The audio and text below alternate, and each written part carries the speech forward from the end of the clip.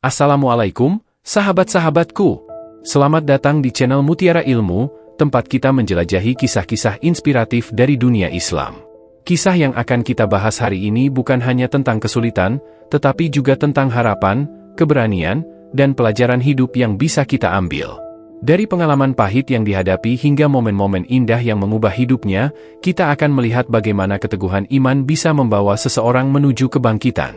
Jadi, pastikan kalian tidak melewatkan detail-detail penting dalam cerita ini. Siapkan diri kalian untuk terinspirasi dan mari kita mulai perjalanan ini bersama-sama.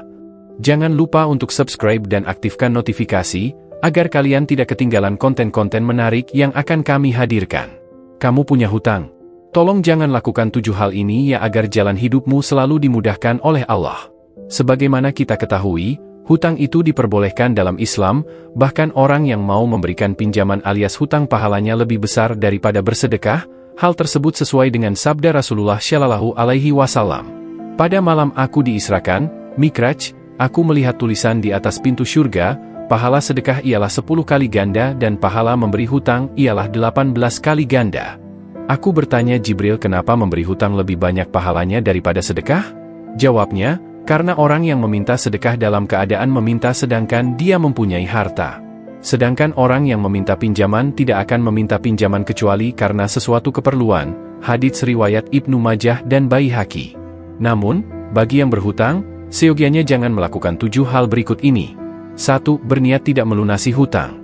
Karena tahu si pemberi pinjaman itu orangnya baik, kaya raya, maka berhutang dengan niat tidak membayar. Hati-hati sama saja dengan seorang pencuri. Siapa saja yang berhutang, sedang ia berniat tidak melunasi hutangnya, maka ia akan bertemu Allah sebagai seorang pencuri. Hair Ibnu Majah, Hasan Syohi. 2. Tenang-tenang saja padahal punya utang. Punya uang malah dipakai untuk hal lain dan tidak mengutamakan pembayaran utangnya, meski mencicil, ini bisa mengindikasikan tidak pahamnya ia betapa dahsyat urusan hutang di padang mahsyar nanti.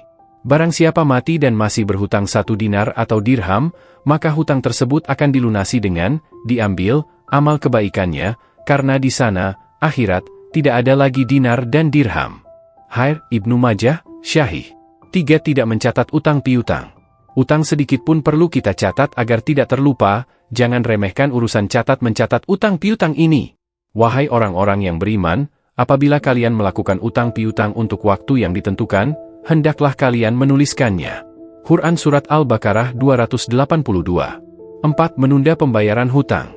Sudah ada si uangnya, tapi pakai dulu deh buat keperluan lain, atau ditabung dulu toh belum ditagih. Nah, yang seperti ini amat berbahaya karena termasuk sifat zalim.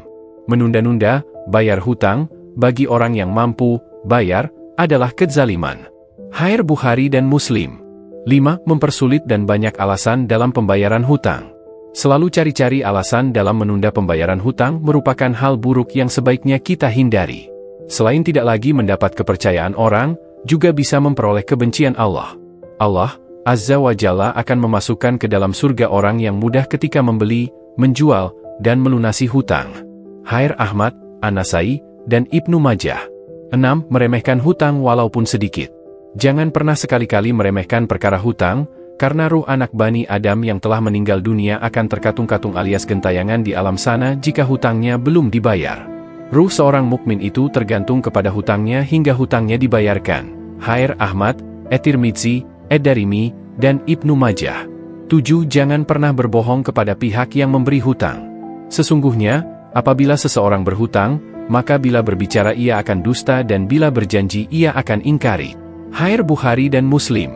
Demikianlah beberapa hal yang perlu diperhatikan agar tidak kita perbuat ketika berhutang pada orang lain.